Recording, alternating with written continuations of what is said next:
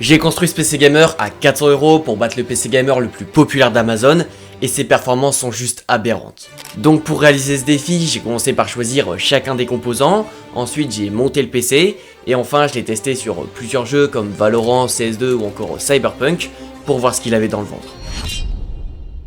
Donc directement j'ai commencé par aller sur Amazon pour trouver le PC Gamer le plus populaire et après avoir choisi ma fourchette de prix, je suis tombé sur ce magnifique PC Gamer à moins de 400 €. Au niveau des composants du PC, on va retrouver comme processeur un Ryzen 5 3400G.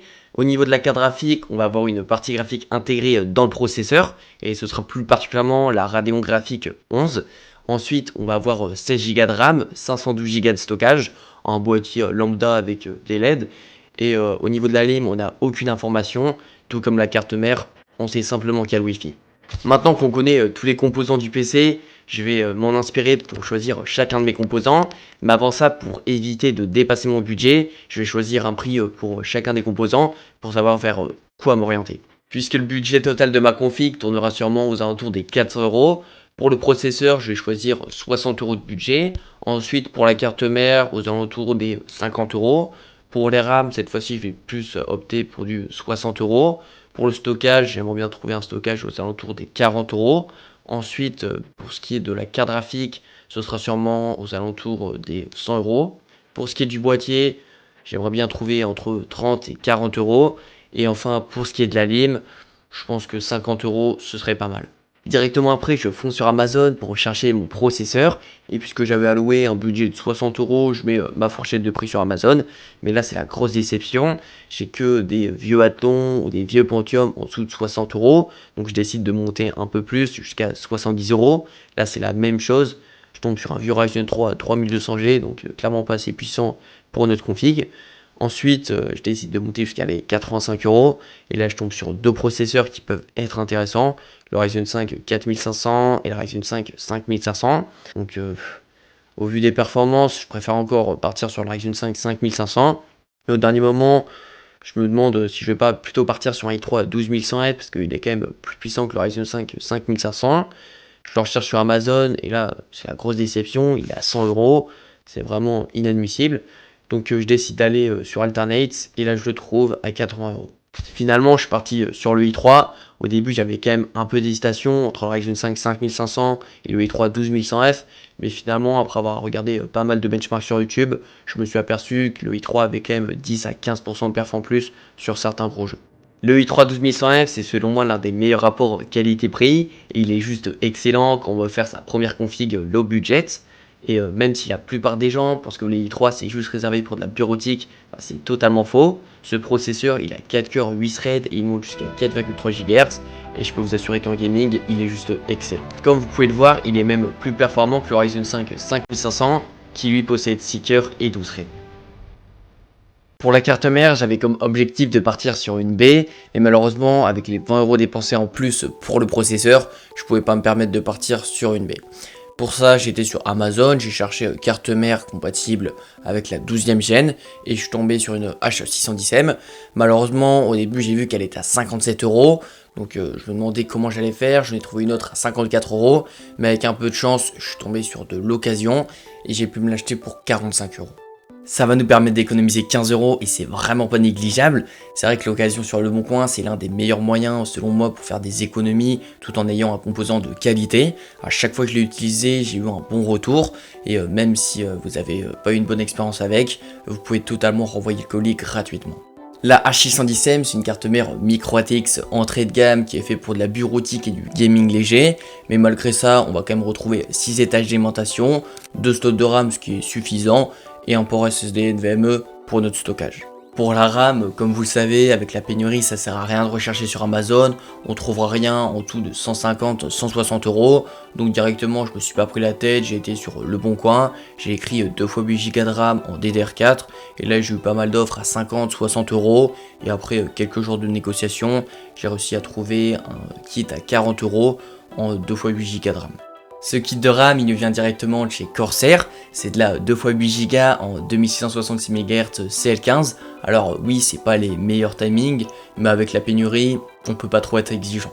Alors, Corsair, c'est un peu mal vu.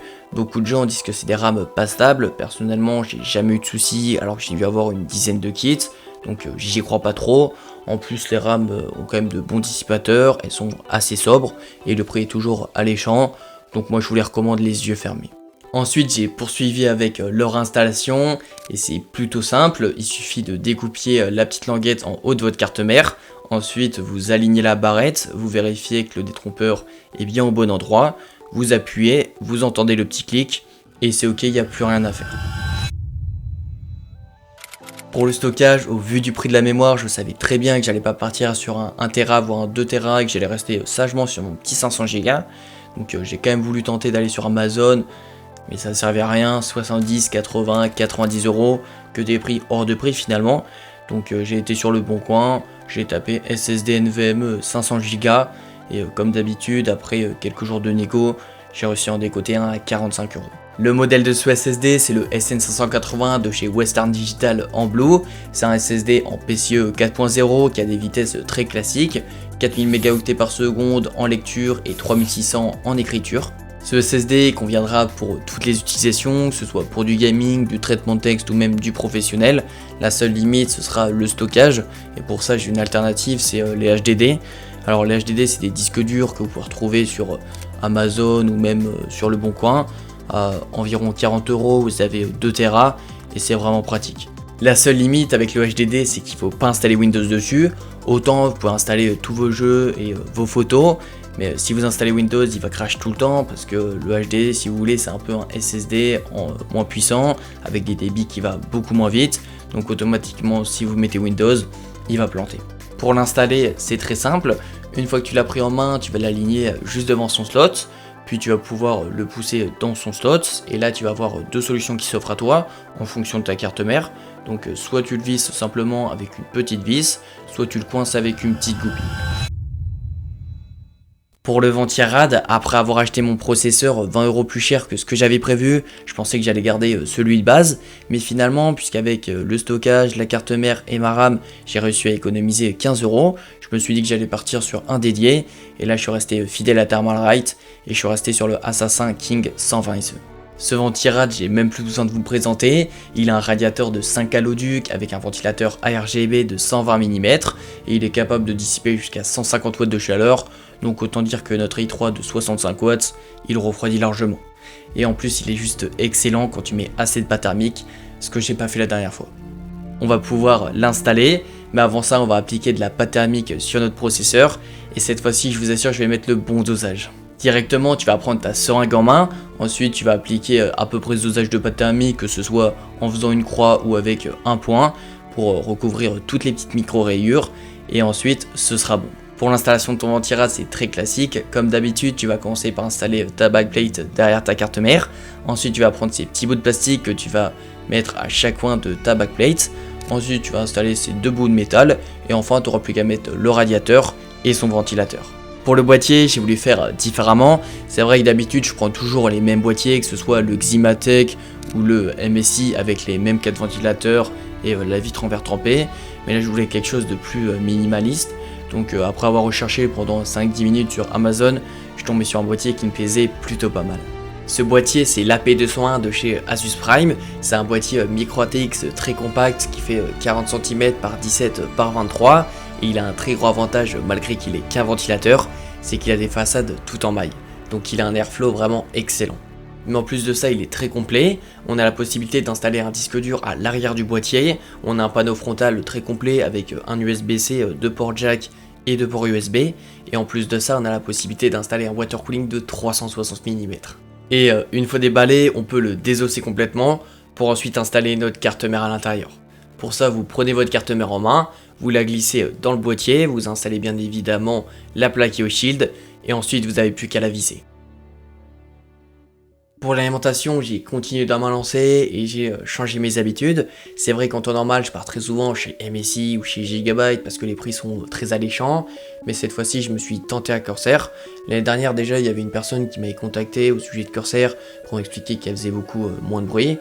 Donc je me suis tenté et c'est vrai qu'au bout de 2-3 jours de test, elles font quand même beaucoup moins de bruit. Cette alimentation Corsair, c'est la CX 650 que j'ai réussi à avoir à 47 € au lieu de 60 € grâce à, encore une fois, Amazon Occasion.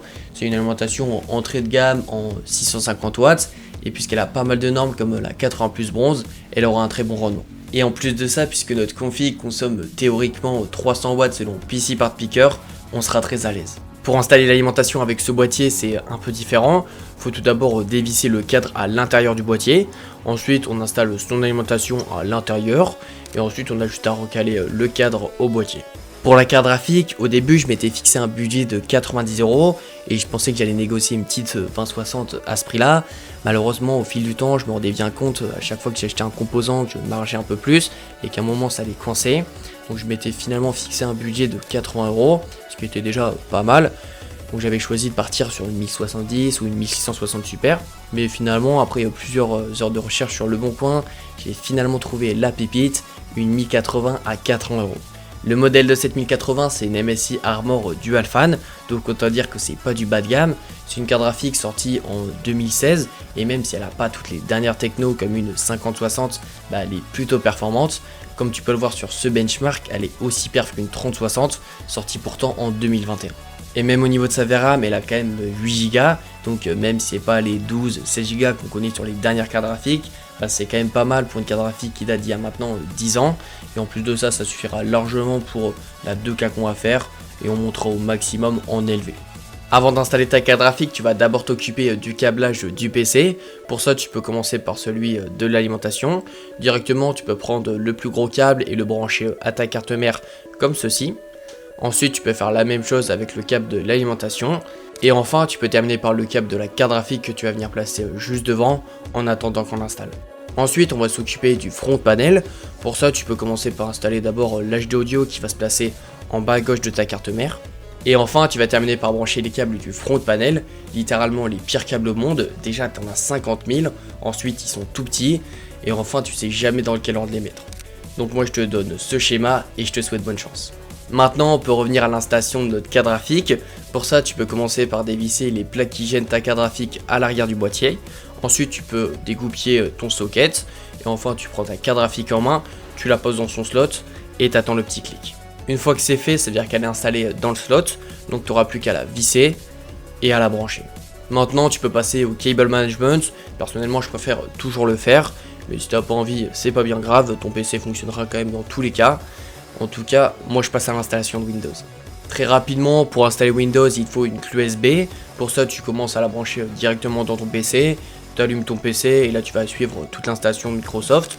Pour ça, tu acceptes les conditions. Ensuite, tu choisis ton Windows. Personnellement, je prends Windows 11 professionnel. Ensuite, tu sélectionnes ton disque dur ou ton SSD. Et enfin, tu attends l'installation. Une fois que c'est fait, tu auras quelques questions à répondre. Tu pourras te connecter à Internet ou pas. Et c'est bon, tu seras sur Windows. Comme d'habitude, une fois que je suis sur Windows, je commence par installer les drivers de la carte graphique, je fais les mises à jour du PC et j'active Windows. Donc maintenant que je me suis occupé du Windows, je vais pouvoir installer 3-4 applis indispensables pour faire les tests du PC. La première application que j'ai installée, c'est Fan Control. C'est une application qui permet de gérer tous les ventilateurs du build et c'est vraiment indispensable si, comme moi, tu as envie d'avoir de bonnes températures.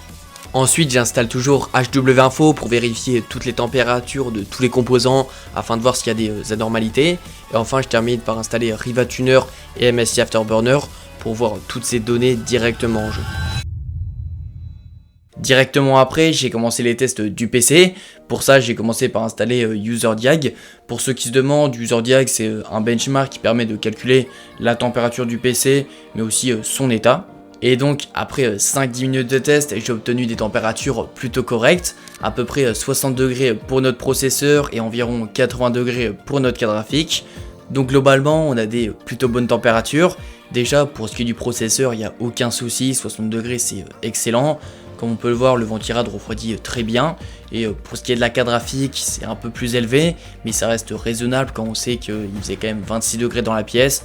Et surtout, c'est un benchmark, donc c'est pas réaliste du jeu. Mais au-delà des températures, l'état du PC est vraiment excellent. Déjà, pour ce qui est du processeur et de la carte graphique, on est à 100%. Ensuite, pour ce qui est des RAM, j'ai bien activé Windows. Et enfin, Windows et la carte graphique est bien mis à jour. Ensuite, j'ai poursuivi avec les tests en jeu, et juste pour information, tous les tests ont été réalisés en 1440p. Donc directement sur Fortnite en performance mode moyen, on était aux alentours des 250 à 300 fps. Ensuite en DirectX 11, on était cette fois-ci plus aux alentours des 150-200 fps. Sur Valorant cette fois-ci, en moyen, on tournait plus aux alentours des 300 à 400 fps. Et quand on montait en élevé, on descendait à 250-300 fps.